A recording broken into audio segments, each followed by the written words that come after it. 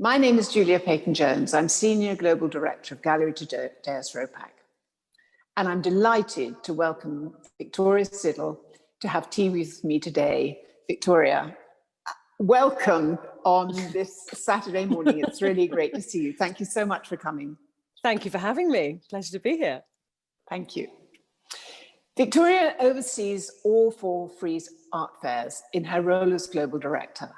She's worked with Frieze since 2004 and was head of development before she launched Frieze Masters in 2012. In November 2014, she was appointed Director of all Frieze Fairs, taking over the running of Frieze London, Frieze New York, and now Frieze Los Angeles, in addition to Frieze Masters.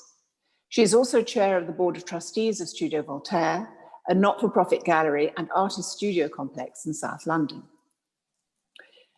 So I'm fascinated always to read the history of my guests on Tea with Julia. And one of the things that struck me was this idea of you as having a peripatetic childhood, moving around with your father who was in the army, and accepting change, as you must have had to do as a child. Were you unnerved by that, or did it help you to adjust to all sorts of different situations? And was that good for your career in future, that feeling of being fluid and able to go with the flow?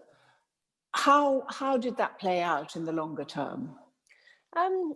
I mean, it's always difficult to sort of, assess your own childhood because it's the only one I suppose. So in the moment, everything feels normal. But yes, we did move around to different countries, different houses every year or two, and different schools as well. And I think, in retrospect, it's certainly given me a sort of adaptability and ability to deal with pretty much any situation, which has proved useful, as you can imagine. I can imagine. I think you're extraordinarily lucky. And you were interviewing for jobs in the arts before you graduated with a degree in English and philosophy at Bristol University.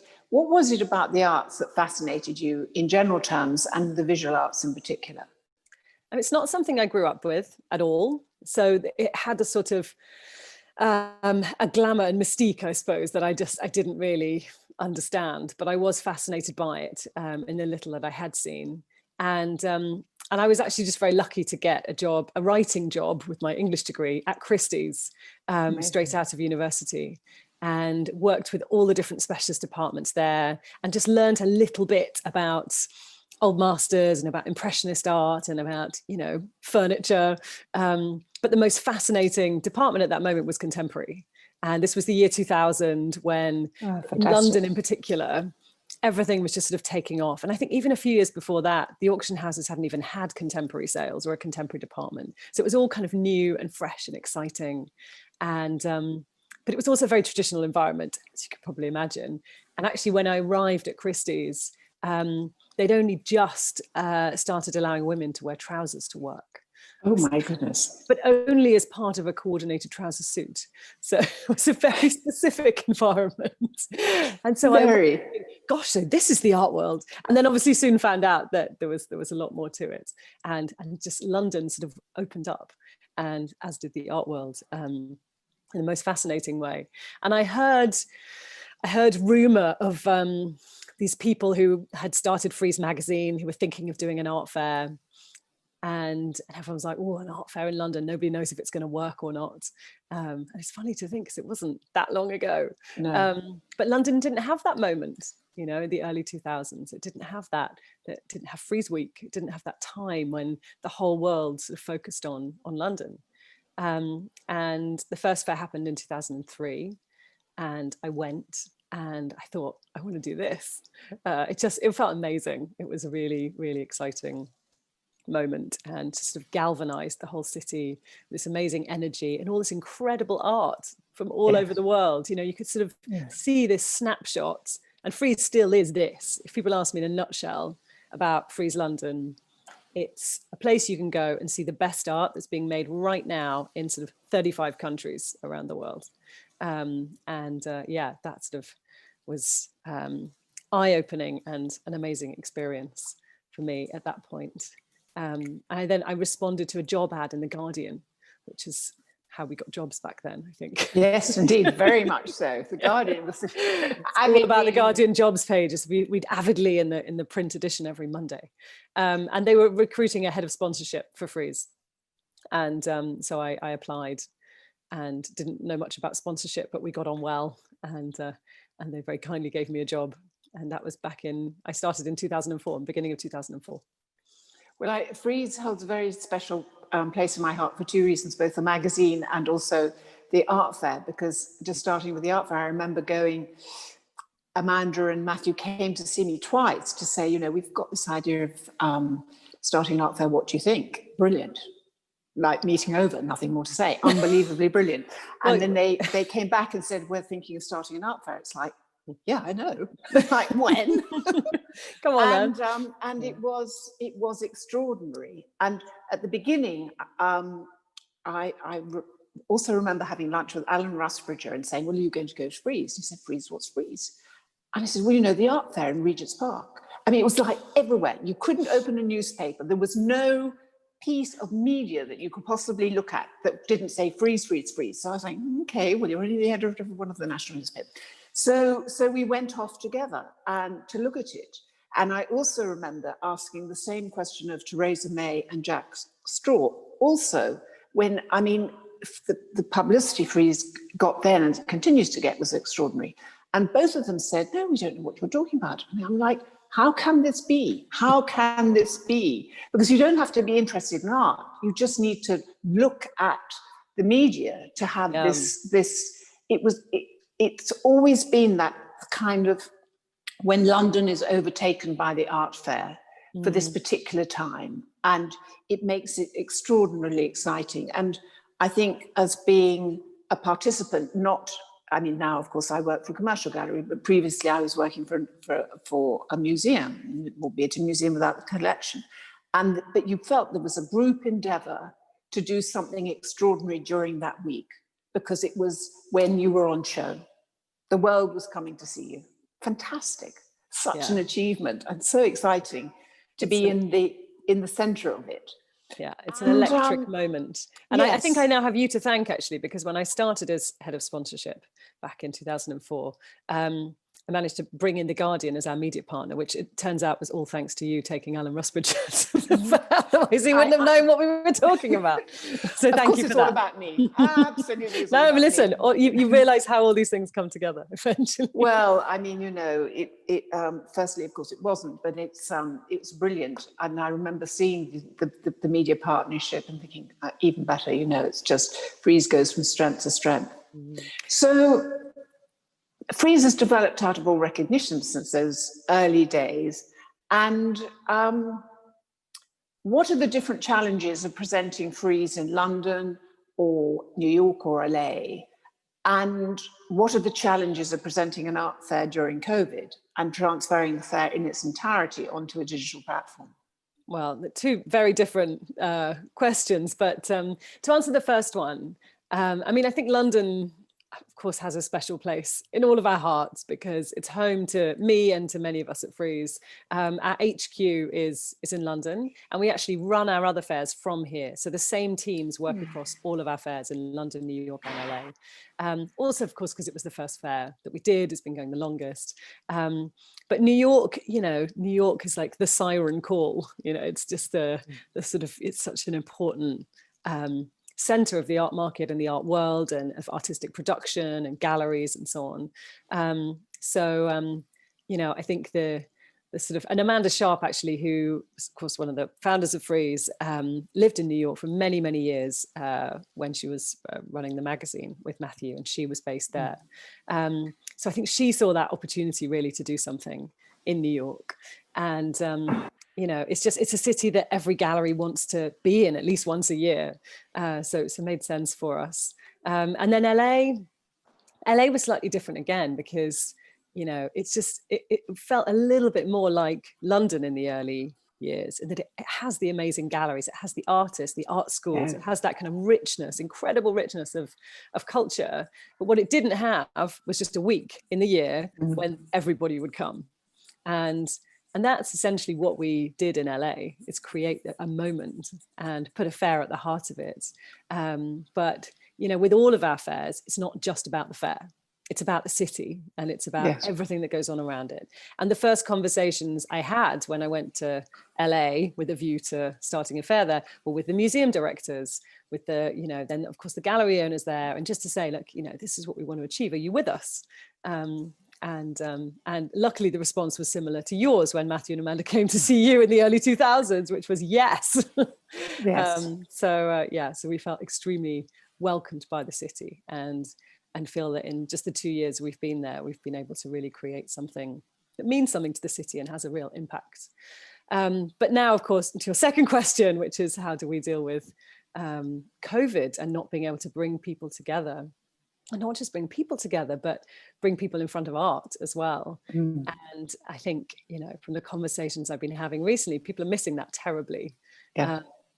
So, I mean, when we had to cancel the London fairs, which we realized in about July, it wasn't going to be possible to go ahead. There were two things essentially that we'd already determined. One was that the fairs would go on, but online. So they would happen. We would, you know, keep working and developing this digital platform that we built and we've had such great feedback on, and host all the galleries there all over the world. And the second thing is that we were determined that Frieze Week in London would go ahead regardless, and that we would try to do as much of the amazing things around the fair that always happen when the fair's on. And that has really, you know, that really has materialized beautifully. I've spent the last few days in a way that I don't normally have the time to, actually, going around all the galleries and the museums in London. There are just some extraordinary exhibitions that are open, and you can just see how much people are enjoying going to galleries, going to museums, going to nonprofits, and seeing art face to face. And in fact, on our online platform, we've added a little tag that galleries can put next to a work that shows that the work is also on view physically in their gallery. So when you're looking online, yes, which is fantastic, you can see, oh, actually, I could go and see this myself. I'm interested in this work. I want to see what it looks like in the flesh. You can, if you're in the same city as that gallery, you can go and see it. And it's happening in a lot of the galleries in London, but also interestingly, it's happening in Rio de Janeiro. So, but how great. Galleries in Rio who've decided to restage their online booths in their spaces. Fantastic. So it's really all over the world. So this kind of hybrid of online and offline, I feel, is what's going to get us through this period, which is so challenging in so many ways for galleries and for artists. And I feel like our job in this moment really is to try to, you know, keep the wheels turning, keep people engaged, keep people buying art, because ultimately that's how galleries are going to sustain themselves, and that's how artists are going to survive as well. Yes, absolutely. I mean, you know, it's really is a whole new world that we're all having to adapt to. And what's so exciting is that obviously there's a community that are feeding back to you all the time about what it's like for them, whether they're doing well with sales. So you have a very direct response, an echo and response, you could say, with the people who are participating in the fair. And that's usual, is it? Well, actually, the interesting thing about the online platform is that we have actually more transparency than we would normally, and more information than we would normally have, because at a fair, you know, obviously the galleries take the space. We're very selective about which galleries come in, but once they're in, what they show and what they sell and who they sell it to and how much they sell it for is really entirely their business, as you know. And sometimes they tell us, but there's no obligation to do so. Whereas the interesting thing about the online fair is that many of the galleries, with our encouragement, have put up the prices of the works. So we actually know how much things cost. And then when they're sold, they're marked as sold. So we have this really interesting kind of data set of, you know, the value of all the work online. How many works are listed over $1 million? How many works are under $10,000?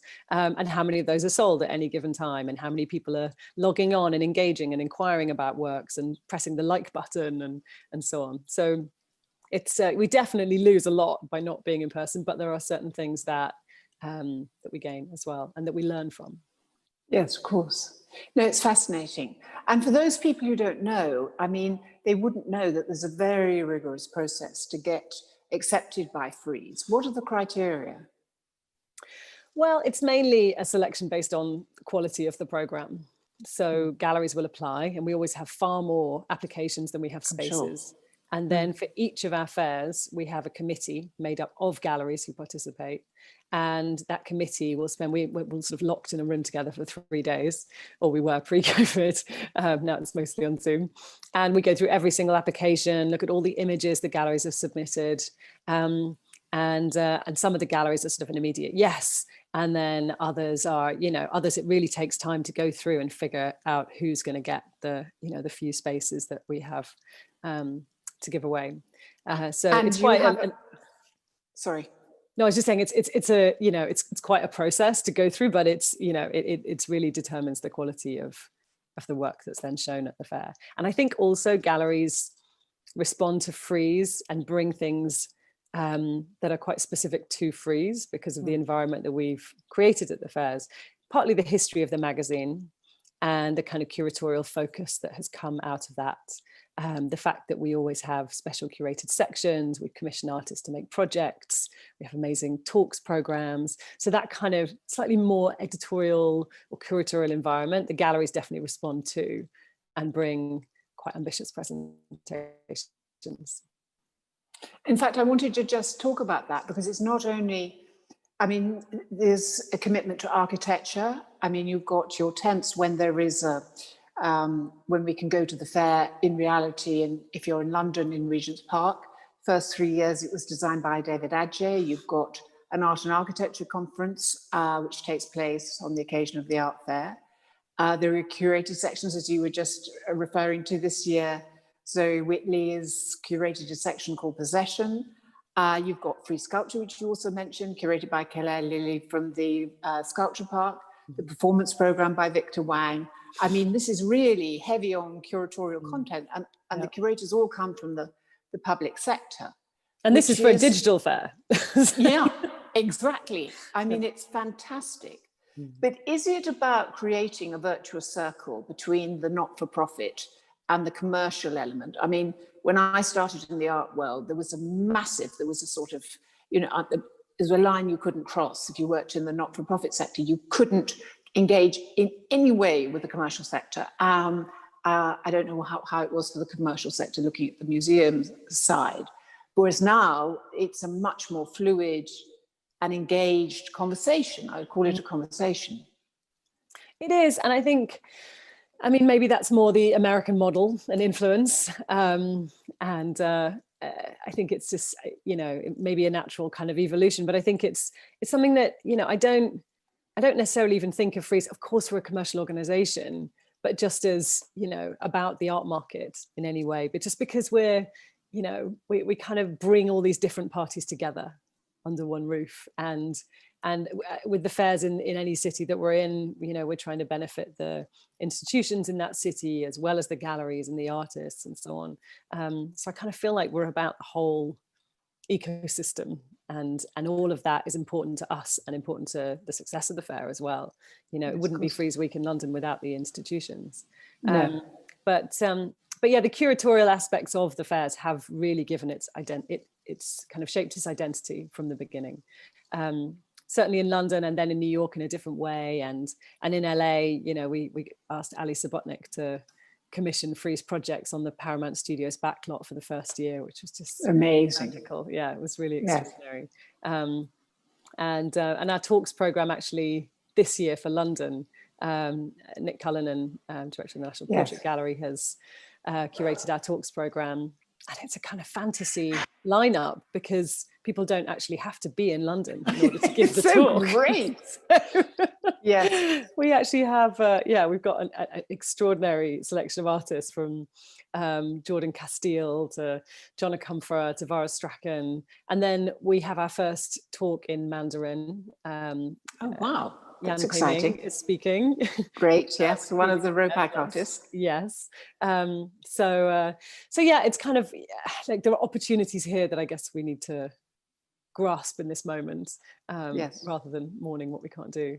But yeah, in terms of the kind of bringing these different worlds together, architecture has always been very important to the fairs, and even in LA we worked with Kulapat Yantrasast on the design of the first fair, and also food, having the best restaurants from any city that we're in. It's really That's what important. I miss. There's not this incredible offer that you can literally go and sample incredible food all around the fair. So when you feel a bit tired, you go, okay, I'm leaning towards this or that. Yeah. Because I remember in the first year of the Art and Architecture Conference, I had the privilege of chairing a discussion between Michael Govan and Peter Zumthor. Yes, I remember very well. It was a fantastic opportunity. And the whole thing was like, wow, this is what an art fair can also be.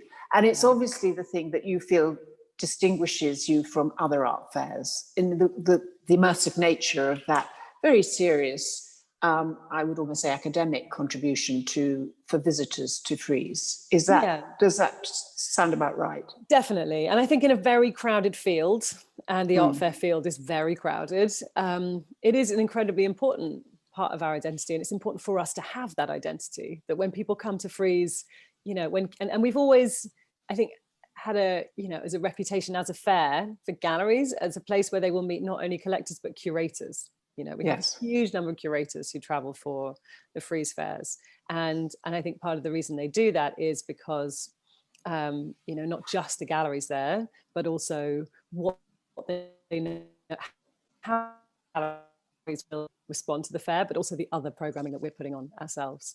And you mentioned Zoe Whitley's section, Possessions. This is a gallery section. She's invited galleries to participate, to show a solo presentation of specific artists exploring kind of spirituality in art. And that's something that will only happen once. It'll only happen this week at Frieze London. And it's really about, the curatorial thing that's most interesting to her at this moment. And we've done that every year with a different curator. And it's always just incredibly interesting insight into what is relevant to curators now.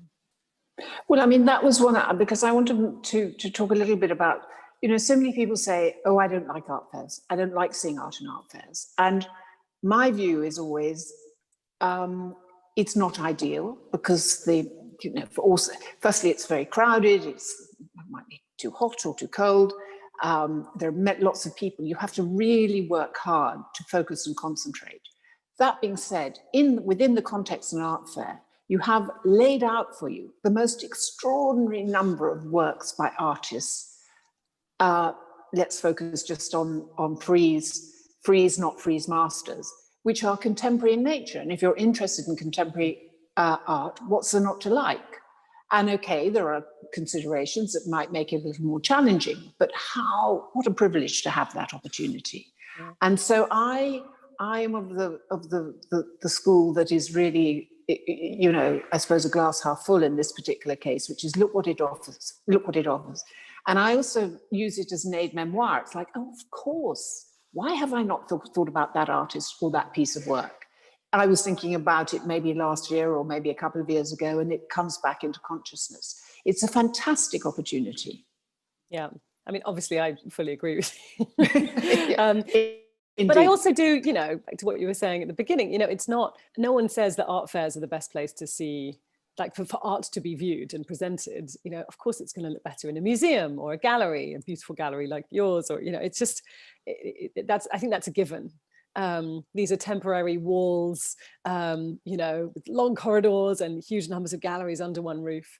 But what it does give, as you say, is this incredible overview of what's happening in contemporary art right now all over the world. And it is kind of, it's a lot to take in and requires some kind of, discipline and organization and planning. And but it's also, it's also about discovery.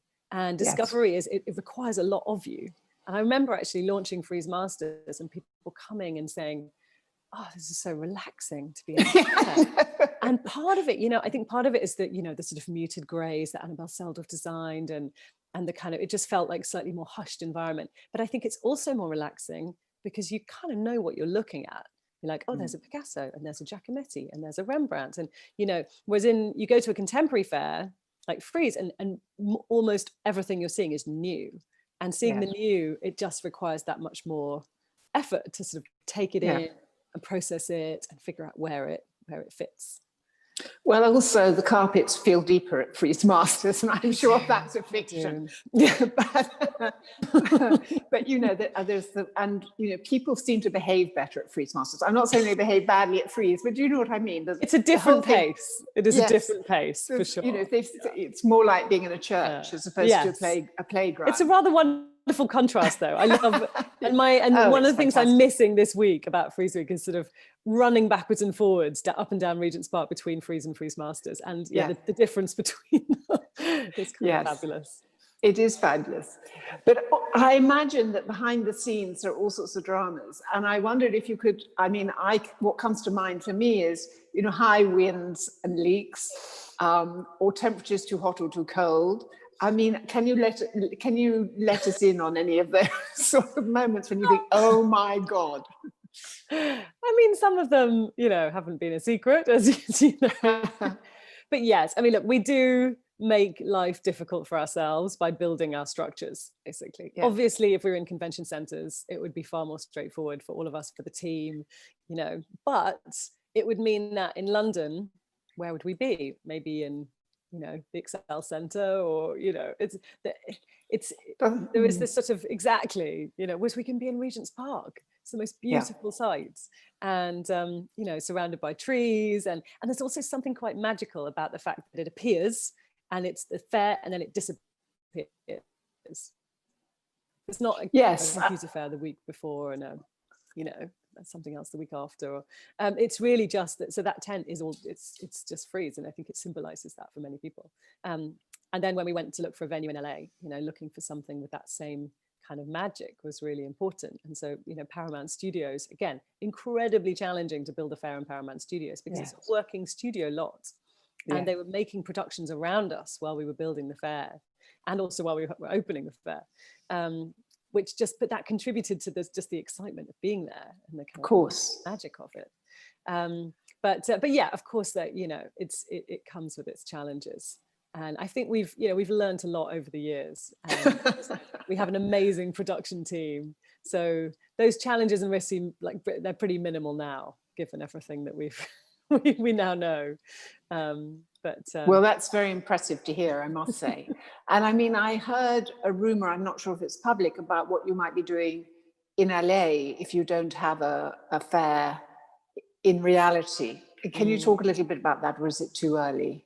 I mean, at this point, I think, you know, everybody's now thinking about 2021. Yes, of course. Frieze LA will be the next major fair to happen. We've made a commitment to the city over the last 2 years and built something that we're really, really proud of as well. So all I can say really is just, at this point, is we will be in LA in February. And we're just looking at how we can do something that brings the community together, you know, benefits galleries and artists in the way that the fair does, but that we can do safely and responsibly. And well, if what I've heard is true, and it may or may not be, it sounds incredibly exciting, and is a reason for all of us to get on a plane, which I almost have promised myself I would never do again. It feels like a very, very, very sort of unnerving situation. Although I know many of our friends and colleagues are already flying. Yeah, I think some people are, and you know, I also, you know, I keep hearing from galleries at the moment, and it's funny because you said, you know, people do complain about art fairs, and of course they do, and I'm sure for many galleries that just felt that there were too many of them, and I heard those complaints as much as anybody. But actually, what I've been hearing from galleries most, and collectors actually over the last few weeks, is just how much they miss being at a fair. Yes, of course, and showing art in person and being able to talk to somebody about it while standing in front of it, and also just the discovery that comes with being in a fair, the artists they might discover themselves, and those chance encounters. And also so we're going to do our best to get back there as soon as we can in 2021. But it's also seeing their peers, and it's, you know, this is a fixed point in the calendar where people from all over the world come, and you can reconnect in the most brilliant way. I think it's fantastic. And the art world is a truly wonderful place full of amazing people. And when you put them all under one roof, you know, great things happen. Indeed they do.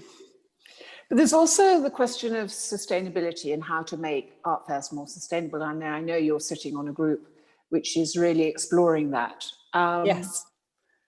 Because we talked about the number of people, that 35 different countries exhibiting at Frieze, visitors coming from 196 countries. I mean, that's an extraordinary figure. Both of them are extraordinary figures, which shows the focus that Frieze has, but also in a way what the challenges are. And would a permanent digital art fair solve the same sustainability issues? I mean, have we been used to seeing art digitally, and we could somehow continue to go down that route? Yeah, I mean, the number of 156 countries, that was for our online fair for Frieze New York. We wouldn't get anything like that number for an in real life fair. And then I should also say that with the digital fair, the platform that we've created, we were actually building it pre-COVID. We started building it last year, and it was always intended as something that would sit alongside our in real life fairs. So the physical and the digital were always, we'd always intended them to go hand in hand. Obviously, what we're now doing is doing just digital. But for 2021, the plan very much is to have these two things sitting side by side. Great. But to address the question of sustainability, this has been something that has been so important to us for many years. And it's I'm not going to lie, it's a tough one to solve. Yes. Because, I don't think the idea of a year-round digital art fair would appeal to anybody particularly, certainly not in lieu of, seeing people and seeing art in person. But it is, however, something that, that as an industry, we need to address. And you mentioned the Gallery Climate Coalition that I'm a founder member of, as is Matthew. Yeah. And a number of London galleries who have come together. Thomas Dane initiated the group. And what we are all committing to and asking other galleries to sign up to, or we'll do when we launch, is the Paris Agreement, essentially, which is to cut our carbon emissions by 50% by 2030. Which is that's very steep. I mean, doable, absolutely, but it requires proper focus. This is not something you could just say, oh, well, I'll worry about that next year. And it's not going to be about reusable water bottles. It's going to be about, like the way we ship work and so on. But, there are artists that we're featuring on the site when it launches who have, kind of made that commitment already that they'll only ship their works by sea, for example. Yes. And then at Frieze, we, as a fair itself, as an event, we made the biggest change that we could have made, that we've been trying to make for 10 years. We made in 2019, which is switching generator fuel to biodiesel, because there was a new type of biodiesel that came on the market called Green D that we switched to in 2019, and it cuts the emissions from our generators by over 90%. So huge. Wow, amazing. But obviously that's our event. It doesn't then count obviously all the art and the people traveling to and being shipped to the fair. But I feel like what we can do as Frieze is help, kind of collate information and share it and so on. And the GCC, I think, will do an amazing job of that. There are really great people involved who are very, very committed to making those changes. So I think it sounds as though Frieze could be a leader in this respect, and I really look forward to seeing and supporting this work, because it's so incredibly important. It is, we both have young children, so particularly, thinking definitely, sort of 20 years hence and so on. I think it's probably the most pressing thing that all of us can think about. Definitely. And thinking about the change with commercial galleries who now increasing, whilst you have your very impressive digital offerings, but also commercial galleries now offer their visitors viewing rooms on their websites, which are incredibly sophisticated, or can be incredibly sophisticated. As this is already on offer, how does an online fair like Frieze sit alongside what is already in existence, which is the expanded gallery digital offering? I think certainly what we're doing this week is, we're hosting the fairs online, but everything that we're doing around them is really to create that sense of event and occasion and momentum. And so everything that we would normally do around a physical fair, we're doing this week around a digital fair. We talked about the curated content, the talks program. We have a whole VIP program that's happening. Some of it's in person, most of it's digital for people all over the world to engage in. We're holding Frieze Week in London. Excuse me. And really, you know, all of this is because it's to focus people's attention and, you know, and get them to look at this platform and look at art this week and basically sort of do what a fair does, which is really harnessing that energy and getting everybody around the world to kind of focus on London and on the fair in this week, which, you know, we kind of, I think Frieze has that, you know, it has that kind of, it can create that sort of energy. I think it's really important that galleries then have their own platforms that they're using through the year. But we can punctuate that with these moments that feel like a kind of high profile celebration that thousands of people can get involved with at the same time. Yes, and auction houses are increasingly producing video content and live broadcast spectaculars, as we saw earlier this week, setting the bar in a way for all of us in terms of the production quality and the vast audience reach. How will Frieze respond to that development, or will you just say that's what's being done in another part of the commercial sector? We're channeling our own furrow, and we'll continue to do that. I mean, we essentially represent the galleries, you know, and any change we make, any decision we make is going to be led by what's good for galleries. And I think in many ways, of fairs is that they help galleries compete with auction houses, you know, by sort of bringing many of them together. It's like a sort of strength in numbers as well. And obviously, you know, that's not to say auction houses don't, you know, everyone has their place in the ecosystem and they're important there too. But I think, I mean, the other thing to say is that, you know, yes, many galleries have very sophisticated websites and their own online viewing rooms and platforms, but not every gallery is in a position to develop that to the same kind of level. And I think the other role we have is also making this platform available to every kind of gallery. So, you know, on our online fair, there's a section called Focus, which we have at each of our fairs, which is for galleries under 12 years old, generally showing emerging artists. So, you know, we can make the kind of technology that we've developed available to galleries at that level at obviously very much like a subsidized rate. I also wanted to talk a little bit about Frieze Masters, because of course there's Frieze and Frieze Masters. And it was a brilliant initiative with the deep pearl carpets was added in 2011. However, with the debate ranging globally about gender and race, are there any plans to change the use of the word master, prompting as it does discussion about what it means to be a master? And does that term make you feel uncomfortable? It's a really good question, and it's something we actually talked about quite a lot when we named the fair. And that my feeling about it is that it's a word that should be kind of reclaimed from gender. Like it shouldn't really be, ideally it shouldn't be a gender specific word at all. And actually and it's kind of relevant at the moment because the National Gallery have just opened Artemisia Gentileschi exhibition. Of course. It was obviously, you know, this extraordinary example of a woman in what was an incredibly male-dominated sphere and world, and who, you know, suffered terribly at the hands of men, but had extraordinary success in her lifetime. You know, she's an old master. You know, she's up there with all the other old masters, and I think it's kind of important that. You know, with some of these words, it shouldn't, like, if we can remove the sort of, you know, the gender from them, maybe that's another way of sort of creating equality.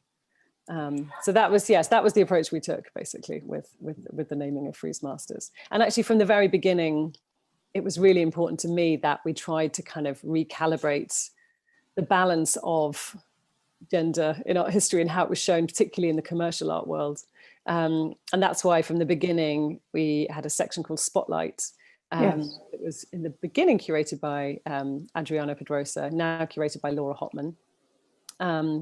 And it's highlights artists working particularly in the sort of 60s and 70s, sort of late 20th century. Yeah. You know, we always aim for, you know, around 50% female artists, non-Western or non-white, just so we were really kind of giving an overview of what was actually happening all over the world in the 20th century, rather than just the kind of received canon. And that's been an amazing success. And like, I think curators have, you know, like sort of really enjoyed that section and made amazing discoveries there. Yes, but that was really to try to, having that there in a historical fair was really important to me and to all of us at Frieze, to try to redress that balance a bit. I think it's a generational thing. For somebody of my generation, the term master is difficult. And I mean, of course, times change and, you know, language evolves. So I would be the first to subscribe to that. But I think it may be a debate that will continue to be had. Yeah, and we're always open to change, you know. Yes. If we can do something better, then we will.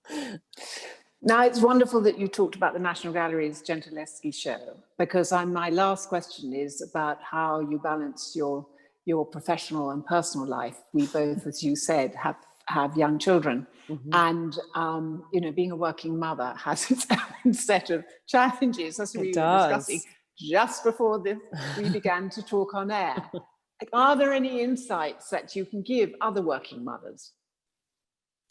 I mean, it's always been something that I've been happy to speak about. I work with, at Frieze, a lot of women who are younger than me, and I think it's really important just to set the example that you can have a serious job and you can progress in your career with children.